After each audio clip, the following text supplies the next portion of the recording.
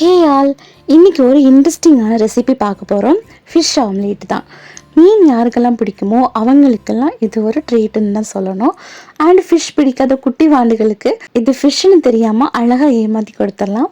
ரொம்ப ஈஸி தான் பண்ணுறதுக்கு. எப்படி செய்யலான்னு பார்ப்போம்.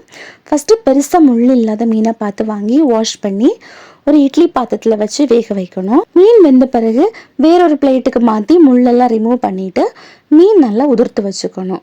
இனி ஒரு பவுலில் நம்மக்கிட்ட இருக்கிற ஃபிஷ் குவான்டிட்டிக்கு ஏற்ற மாதிரி முட்டை சேர்த்துக்கணும். நான் ஒரு 4 முட்டை எடுத்துக்கிட்டேன். இது கூட பொடி நறுக்கின வெங்காயம், பச்சை மிளகாய், 1 ஸ்பூன் மிளகாத்தூள், 1/4 ஸ்பூன் மஞ்சள் தூள், 1/2 ஸ்பூன் ஜீரகத்தூள், 1 ஸ்பூன் பெப்பர், தேவையான அளவு உப்பு, உதிர்த்து வச்ச ஃபிஷ்ஷும் சேர்த்து நல்லா பீட் பண்ணி எடுத்துக்கணும். ஒரு குழிப்பணியார கலர் சூடு பண்ணிவிட்டு அதில் ஆயில் அப்ளை பண்ணிக்கணும். ஆயில் சூடான பிறகு இதை ஒவ்வொரு குழியிலையும் ஊற்றி ஒரு 1 மினிட் சிம்மில் வச்சு ஒரு சைடு வந்த பிறகு திருப்பி போட்டுடலாம்.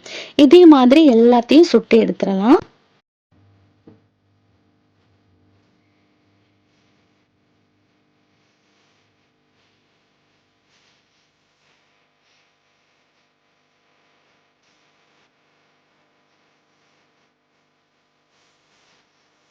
நார்மலாக ரைஸ் கூட சைட் டிஷ்ஷாகவோ இல்லை கெட்சப் தொட்டு ராவாவும் சாப்பிட்லாம். ரொம்ப நல்லாயிருக்கும். இது மாதிரி நம்ம எல்லாத்தையுமே செஞ்சு எடுத்தாச்சு. இது நார்மல் பேனில் ஊற்றி ஆம்லேட்டாகவும் செஞ்சு சாப்பிட்லாம். நான் கொஞ்சம் ஆம்லேட்டாகவும் செஞ்சேன்.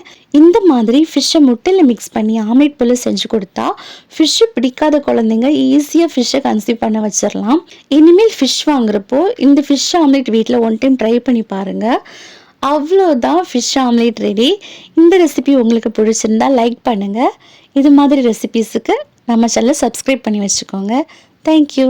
Take care.